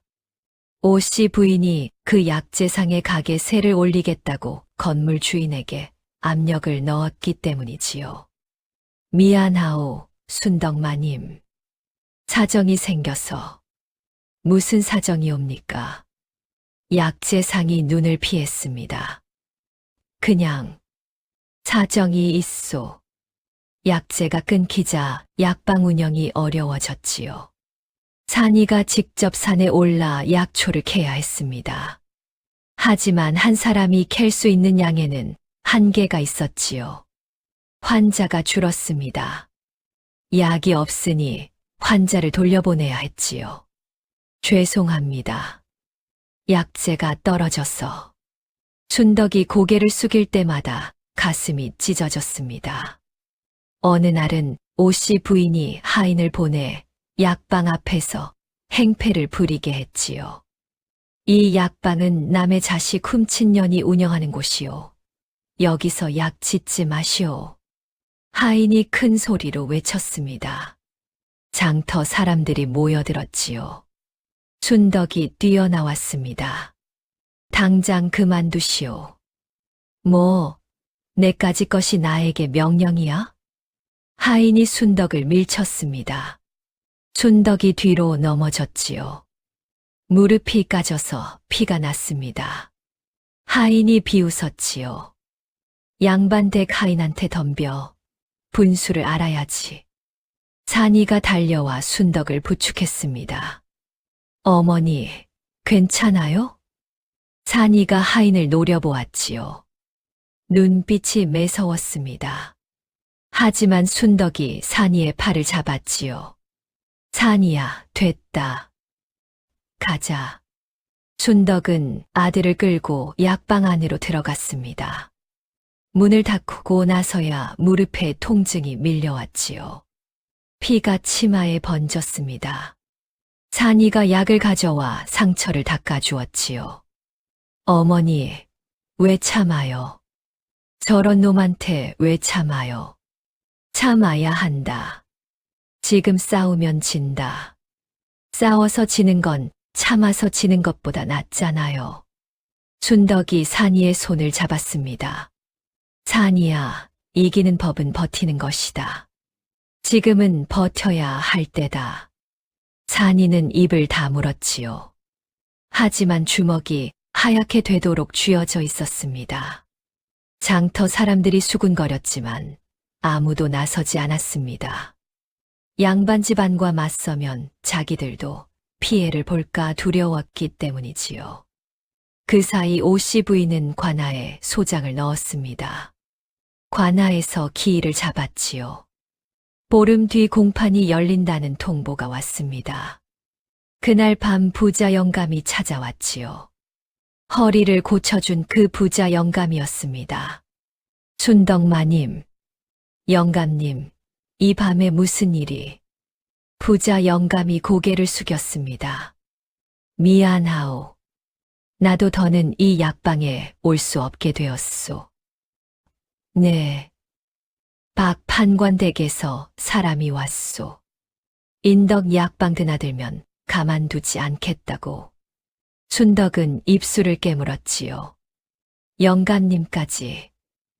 미안하오, 진심으로. 산이 그 아이가 고마운 줄 아오. 하지만 양반 집안을 상대할 힘이 내게는 없소. 부자 영감이 떠나갔습니다. 순덕은 문을 닫고 마루에 주저앉았지요. 눈물이 주르륵 흘렀습니다. 하나씩 떠나갔습니다. 약재상도 손님도 그리고 이제 유일한 지지자마저. 공판 사흘 전이었습니다. 오씨 부인이 다시 찾아왔지요. 순덕아, 마지막으로 말하마. 할 말 없습니다. 들어라. 아이를 순순히 넘기면 은전 100냥을 주겠다. 약방도 그대로 하게 해주마. 다만 아이만 넘겨라. 안 됩니다. 어리석구나. 오씨 부인의 눈이 차갑게 빛났습니다. 관아에서 지면 아이만 빼앗기는 게 아니다. 남의 자식 빼돌린 죄로 내가 곤장을 맞게 될 줄 알아라. 순덕의 얼굴이 하얘졌지요. 곤장을 맞으면 약방은 끝이었습니다. 아니, 목숨이 위험했지요. 오씨 부인이 돌아간 뒤 순덕은 진호 스님을 찾아갔습니다. 스님, 어찌하면 좋겠습니까? 진호 스님이 긴 한숨을 쉬었지요. 나도 생각해 보았네. 관아라는 곳이 돈과 힘 앞에서 눈이 먼 경우가 많으니 스님이 증인이 되어 주실 수 있지 않사옵니까? 스님은 제가 산이를 주운 것을 알고 계시지 않사옵니까? 내가 증인이 되어 주마. 진호 스님이 고개를 끄덕였지요. 하지만 늙은 중 한 명의 증언이 양반 집안의 문서를 이길 수 있을지. 진호 스님도 자신이 없는 눈빛이었습니다. 그때 산이가 들어왔지요. 어머니, 산이야, 내가 왜 여기? 다 알고 있어요. 그 사람들이 저를 데려가려 한다는 것. 산이의 눈이 붉어져 있었지요. 어머니, 저는 아무 데도 안 가요. 어머니가 제 어머니예요. 순덕이 아이를 안았습니다. 그래, 아무 데도 안 보낸다. 하지만 순덕의 품이 떨리고 있었지요. 공판 이틀 전, 진호 스님이 사라졌습니다. 암자에 가보니 문이 열려 있고 안은 텅 비어 있었지요. 약초 보따리도 염주도 없었습니다. 마을 사람에게 물어보니 간밤에 낯선 사내 둘이 암자 근처를 서성거리는 것을 보았다 했지요. 순덕의 머릿속이 하얘졌습니다. 유일한 증인이 사라진 것이었지요. 온 마을을 뒤졌습니다. 산을 헤매고 길을 더듬고 이웃 고을까지 사람을 보냈지요. 진호 스님의 행방은 묘연했습니다. 스님이 떠날 분이 아닌데 산이가 말했습니다. 오씨 부인이 한 짓이다. 순덕은 직감했지요. 하지만 증거가 없었습니다. 순덕은 밤잠을 이루지 못했지요. 증거가 없었습니다. 산이가 자기 아이라는 증거. 아니, 산이가 금이의 아이가 아니라는 증거. 어떻게 증명한단 말입니까? 공판 전날 밤이었습니다. 순덕은 빈 약방에 홀로 앉아 있었지요. 약장 서랍을 하나하나 열어보았습니다. 텅 비어 있었지요. 약재도 떨어지고 손님도 끊기고 소문에 짓눌려 숨도 쉬기 어려웠습니다. 촛불 하나가 흔들리고 있었지요. 바람이 문틈으로 들어와 촛불을 위협했습니다. 증인도 없다. 증거도 없다. 돈도 없고 힘도 없다. 내일 관아에 서면 아이를 빼앗길 것이다. 곤장을 맞을 것이다. 맞으면 뼈가 부러질 수도 있다. 일어나지 못할 수도 있다. 그러면 산이는 어떻게 되는 것인가? 순덕은 고개를 떨구었지요. 눈물이 떨어졌습니다. 한 방울, 두 방울. 마른 나무 바닥에 동그란 자국이 생겼지요. 진호 스님도 사라졌습니다. 약재상도 떠났습니다. 부자 영감도 떠났지요. 장터 사람들도 등을 돌렸습니다.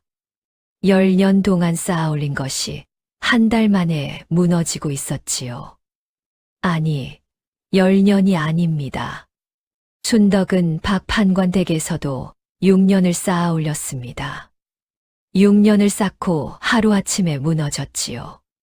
지금도 마찬가지였습니다. 10년을 쌓고 한 달 만에 무너지고 있었지요. 이 꼴이 평생 반복되는 것인가? 순덕은 벽에 등을 기댔습니다. 차가웠지요. 등을 기대니 순덕의 어깨가 들썩이기 시작했습니다. 소리를 죽이고 울었지요. 어머니.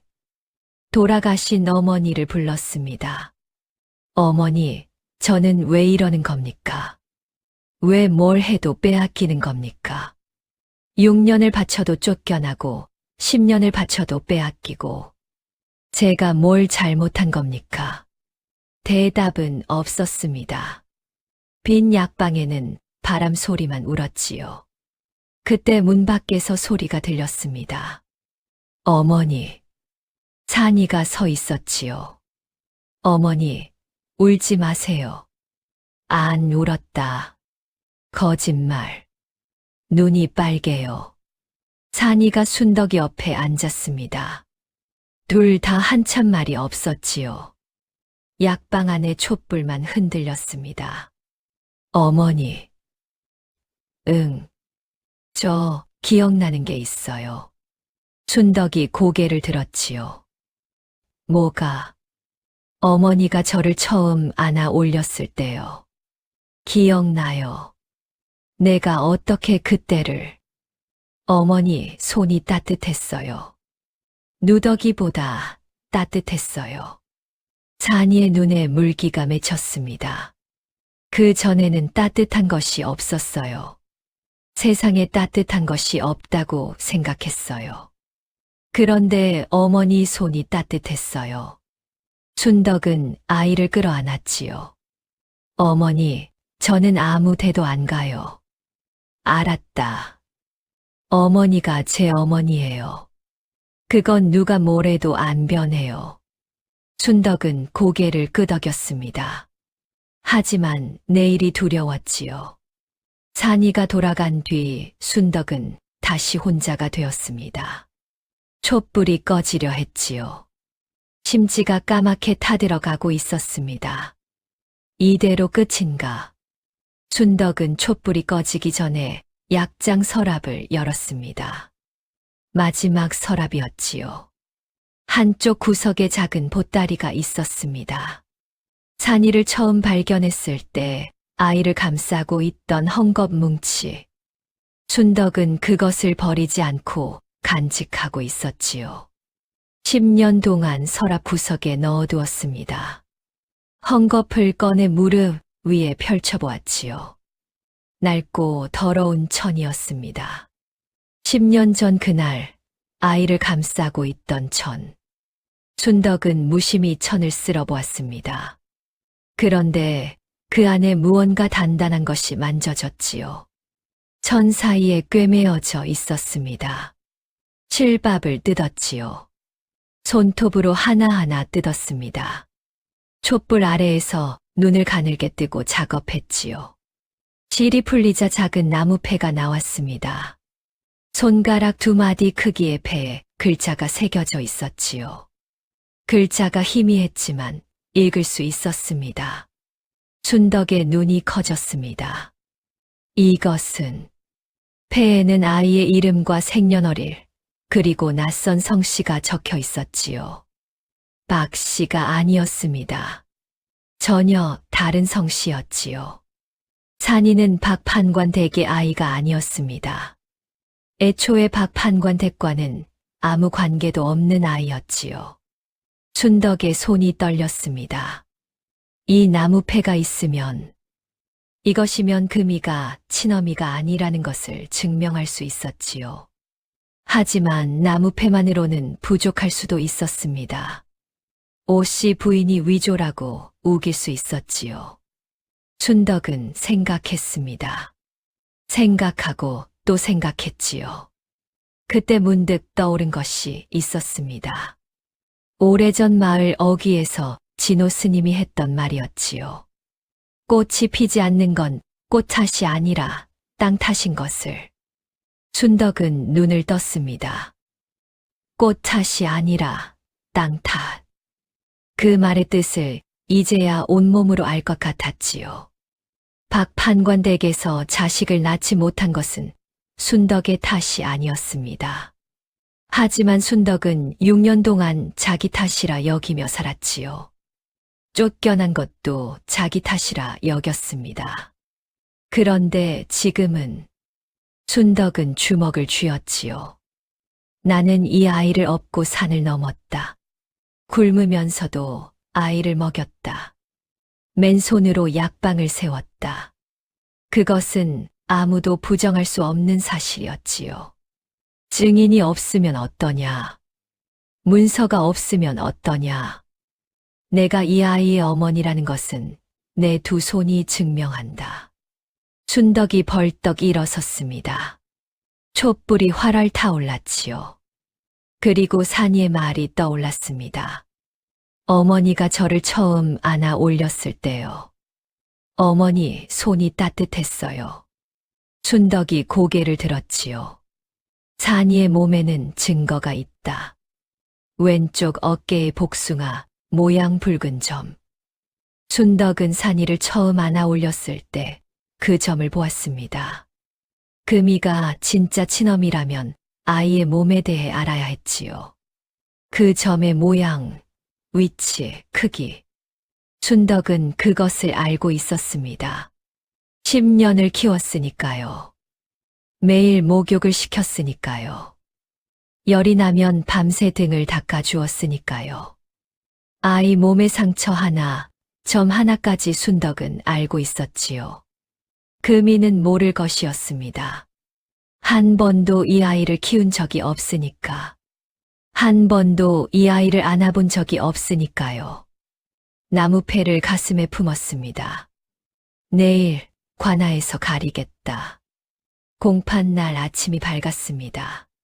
하늘은 흐리고 바람이 차가웠지요. 관아 마당에 사람들이 모여 있었습니다. 소문을 듣고 구경 온 장터 사람들이 빼곡했지요. 인덕 약방 그 여인과 박 판관 댁이 아이를 놓고 다툰다더라. 결국 관아까지 왔구먼. 쯧쯧, 어떻게 되려나. 오씨 부인이 먼저 와 있었습니다. 비취색 비단에 금비녀 산호 노리개. 화려한 차림이었지요. 옆에 금이가 서 있었습니다. 연분홍 비단 저고리의 은비녀, 얼굴에 눈물 자국이 어른거렸지요. 그 뒤에 박 판관이 검은 가세, 회색 두루마기 차림으로 서 있었습니다. 고개를 숙이고 있었지요. 순덕이 들어왔습니다. 옥색 저고리에 감색 치마. 화려하지 않았지만 깨끗한 차림이었지요. 산이가 순덕이 옆에 섰습니다. 백색 도포에 약상자를 맨 당당한 모습이었지요. 원님이 자리에 앉았습니다. 오늘 이 자리는 아이의 친모를 가리기 위한 자리이다. 양쪽 모두 말할 기회를 주겠으니 차례대로 진술하라. 오씨 부인 측이 먼저 나섰지요. 금이가 앞으로 나와 무릎을 꿇었습니다. 나리, 저 아이는 제가 낳은 아이이옵니다. 5년 전 사정이 있어 산속에 두었사오나 하루도 잊은 적이 없사옵니다. 금이의 눈에서 눈물이 흘렀지요. 어린 것을 버린 죄 10,000번 죽어도 마땅하옵니다. 하오나 이제라도 아이를 돌려받아 죄를 씻고자 하옵니다. 구경꾼들 사이에서 동정의 탄식이 흘러나왔습니다. 저런, 불쌍해라. 아이를 버린 건 잘못이지만 찾으러 온 건 어미 마음이지. 오씨 부인이 문서를 제출했지요. 원님이 문서를 살펴보았습니다. 날짜와 장소가 맞는구나. 순덕의 차례가 왔습니다. 순덕이 앞으로 나섰지요. 나리, 저는 10년 전 산속 폐가에서 이 아이를 발견했습니다. 아이는 굶주려 죽기 직전이었습니다. 저 역시 갈 곳 없는 몸이었으나 아이를 두고 갈 수 없어 업고 왔습니다. 춘덕의 목소리는 떨리지 않았습니다. 10년을 키웠습니다. 굶으면서도 아이를 먹였고 밤새 일하면서 약방을 세웠습니다. 이 아이의 첫 신발을 사준 것도 저이고 이 아이에게 글을 가르친 것도 저이고 이 아이가 아플 때 밤새 등을 닦아준 것도 저입니다. 관아 마당이 조용해졌지요. 날이 한 가지 여쭙겠습니다. 원님이 고개를 끄덕였습니다. 춘덕이 금이를 돌아보았지요. 이 아이의 친엄이라 하였습니까? 금이가 고개를 끄덕였습니다. 그렇사옵니다.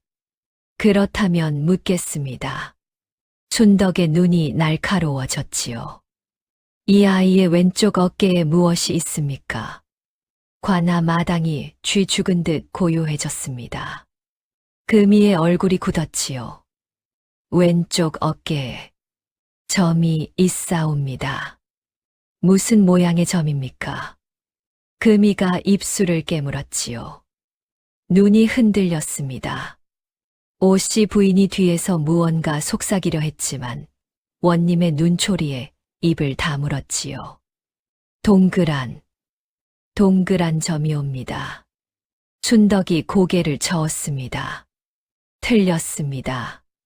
춘덕이 산이에게 고개를 끄덕였지요. 산이가 왼쪽 어깨에 옷을 내렸습니다.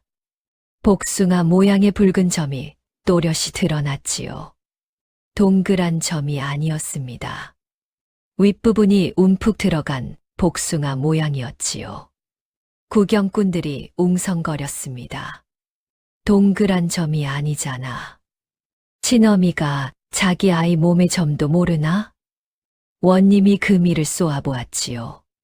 친어미가 자식 몸의 점 모양도 모른단 말이냐? 금이의 얼굴이 하얘졌습니다. 날이 오래되어 기억이. 더 묻겠습니다. 춘덕이 말을 이었지요.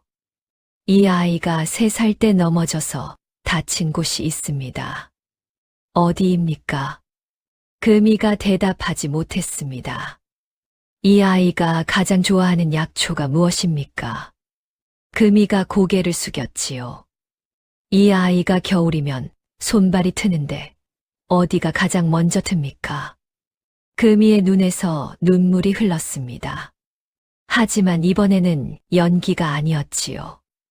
대답할 수 없다는 것을 알았기 때문이었습니다.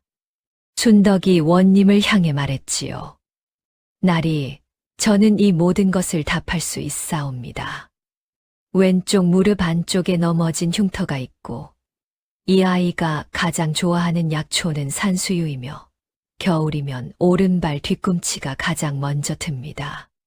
산이가 고개를 끄덕였습니다. 전부 맞는 말이었지요. 관아 마당에 탄성이 흘렀습니다. 춘덕이 품에서 나무패를 꺼냈지요. 이것은 아이를 처음 발견했을 때 아이를 감싸고 있던 헝겊 속에서 나온 것이옵니다. 원님이 나무패를 받아들었습니다. 글씨를 읽더니 눈이 커졌지요. 이 성씨는 박씨가 아니구나. 그렇사옵니다. 이 아이는 애초에 박판관 댁과 아무 관련이 없는 아이옵니다. 오씨 부인이 벌떡 일어섰지요. 위조다. 저것은 전현이 만들어낸 것이옵니다. 원님이 나무패를 자세히 살펴보았습니다. 이 나무패의 글씨는 오래전에 새긴 것이다. 나무가 사가 글자가 희미해져 있으니 최소 10년은 된 물건이다. 위조라 하기 어렵다. 오씨 부인의 얼굴이 일그러졌지요. 그때였습니다. 관아 뒤쪽에서 소란이 일었지요. 비키시오, 비키시오. 사람들이 길을 열었습니다. 진호 스님이 걸어 들어왔지요. 낡은 장삼은 흙투성이었고 얼굴에 멍이 들어 있었습니다. 집신 한 짝이 벗겨져 맨발이었지요. 하지만 눈빛만은 맑았습니다. 스님. 춘덕이 달려갔지요. 스님, 어디 계셨습니까? 진호 스님이 손을 저었습니다. 나중에 이야기하세. 먼저 할 말이 있네. 진호 스님이 원님 앞에 섰지요. 날이 늙은 중이 한 말씀 아뢰겠습니다. 말하라. 소승은 10년 전 이 여인이 산속 폐가에서 아이를 발견하는 것을 직접 목격한 사람이옵니다. 진호 스님이 천천히 말했습니다. 아이는 굶주려 뼈만 남은 상태였고 여인은 자신도 쫓겨난 몸이면서 아이를 업고 산을 넘었습니다. 소승이 이 마을로 데려왔고 그 뒤 10년간 이 여인이 온갖 고생을 하며 아이를 키우는 것을 지켜보았습니다. 관아 마당이 조용했지요. 그리고 날이 소승이 사라진 것은 제 뜻이 아니었습니다. 진호 스님이 오씨 부인을 돌아보았지요.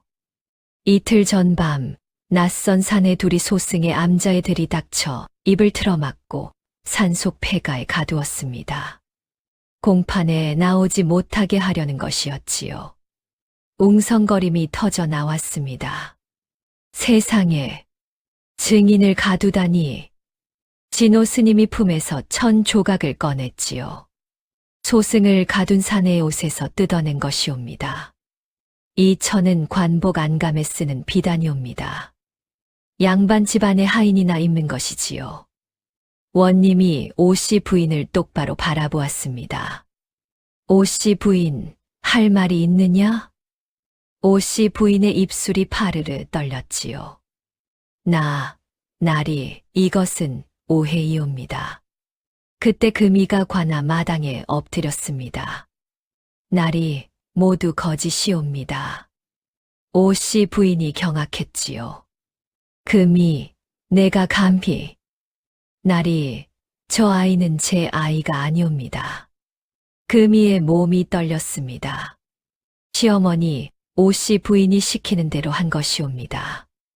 아이가 유명해지니 우리 집안의 핏줄이라 하면 아이를 빼앗아올 수 있다고. 그러면 그 의술로 집안에 부귀를 가져올 수 있다고 하셨습니다. 관아 마당이 발칵 뒤집어졌지요. 문서도 시어머니가 만들게 한 것이옵니다. 춘덕 언니가 아이를 주운 때를 조사한 뒤에 거꾸로 적은 것이옵니다. 닥쳐, 이 못된 년아. 오씨 부인이 금이에게 달려들려 했지만 포졸이 막았지요. 금이가 울먹이며 말을 이었습니다. 저도 죄인이옵니다.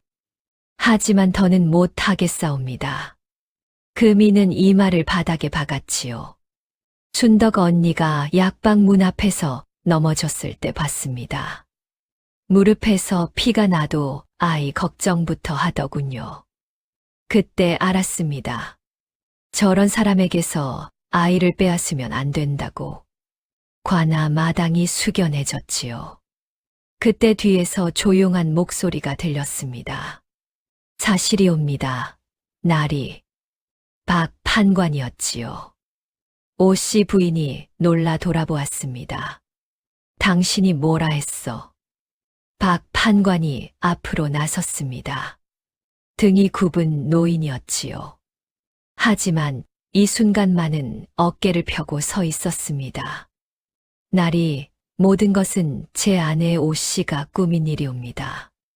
저도 알고 있었으나 막지 못한 죄가 크옵니다. 영감. 오씨 부인이 비명을 질렀지요. 10년 전에도 그랬사옵니다.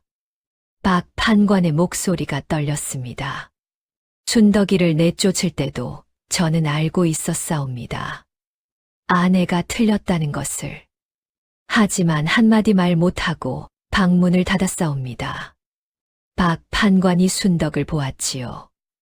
늙은 눈에 눈물이 고여 있었습니다. 춘덕은 아무 말도 하지 않았습니다. 미안하다. 내 시아비가 겁쟁이였다. 순덕은 한참 박 판관을 내려다보았지요. 일어나십시오. 순덕이 말했습니다. 용서하고 말고 할 것이 없사옵니다. 지나간 일이옵니다. 원님이 판결을 내렸지요. 오씨 부인의 소장은 거짓 소송으로 판명한다. 아이의 양육권은 순덕에게 있음을 확인한다. 관아 마당에서 환호가 터져 나왔습니다. 잘됐다. 순덕 마님이 이겼어. 원님이 손을 들어 조용히 시켰지요. 오씨 부인은 증인 감금, 문서 위조, 거짓 소송의 죄로 곤장 30대에 처한다. 가산의 3분의 1을 몰수하여 순덕에게 배상금으로 지급한다. 오씨 부인이 주저앉았습니다. 나리, 살려주시오. 또한 금이는 거짓 증언의 죄가 있으나 자수한 공이 있으니 곤장 10대에 처한다. 형이 집행되었지요. 오씨 부인이 곤장을 맞았습니다. 비취색 비단 저고리가 클게 뒹굴었지요. 금 비녀가 떨어져 나갔습니다. 산호 놀이개가 먼지 속에 묻혔지요. 아이고, 아이고. 비명이 관아 마당에 울려 퍼졌습니다. 지켜보던 마을 사람들이 고개를 돌렸지요. 남의 자식을 빼앗으려다 저 꼴이 되었구먼. 자식 못 낳는다고 며느리 쫓아내더니 남이 키운 아이는 탐내고. 형 집행이 끝난 뒤 오씨 부인은 하인에게 부축을 받아 겨우 일어섰습니다.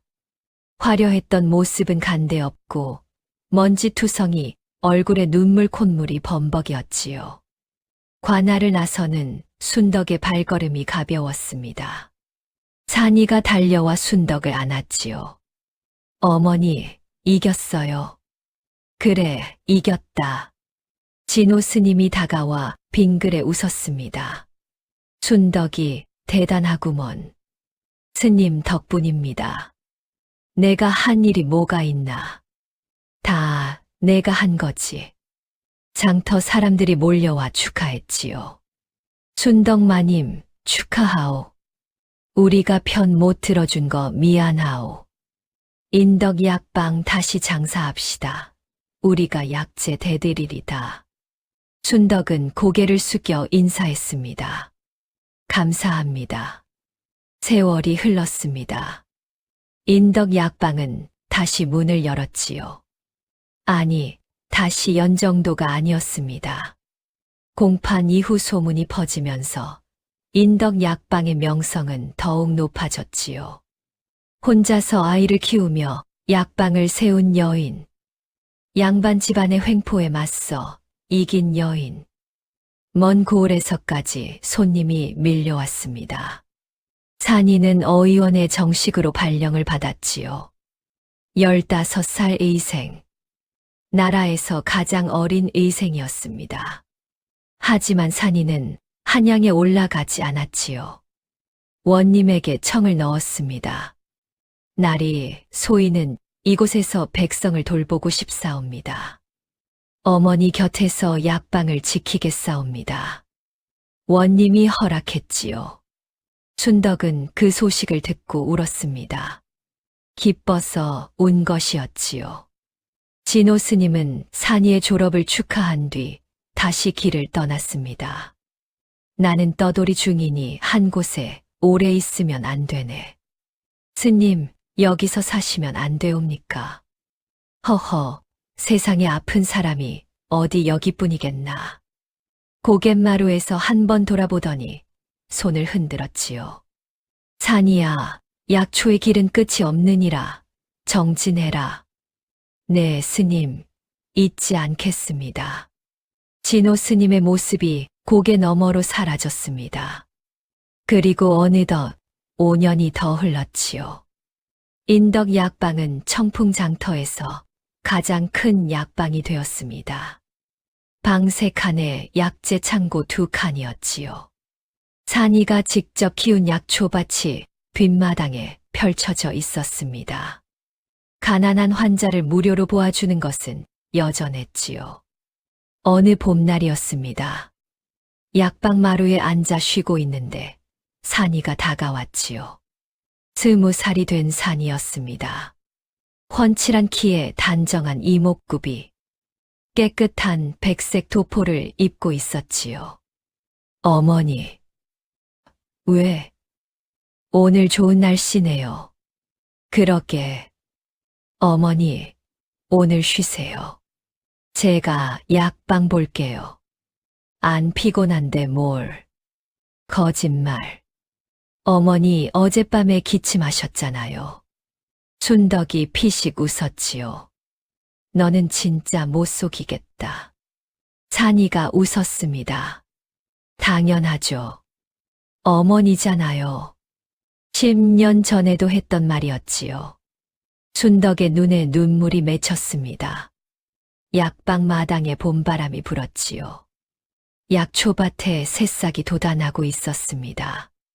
옛날 진호 스님이 말했습니다. 꽃이 피지 않는 건 꽃 탓이 아니라 땅 탓이라고. 맞는 말이었지요.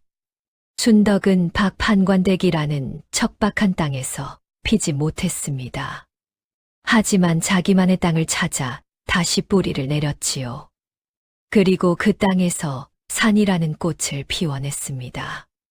아니, 순덕 자신이 꽃이었지요.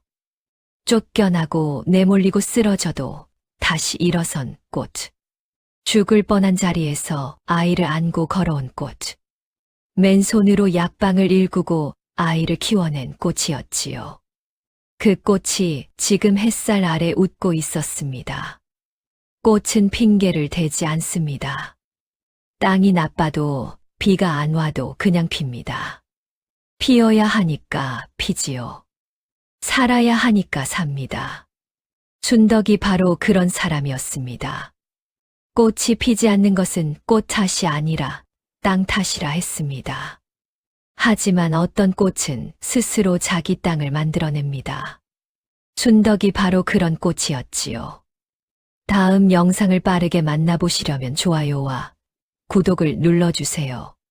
지금 화면에 나오는 더 재미있는 영상들도 함께 해주세요. 그럼 모두 행복한 하루 보내세요.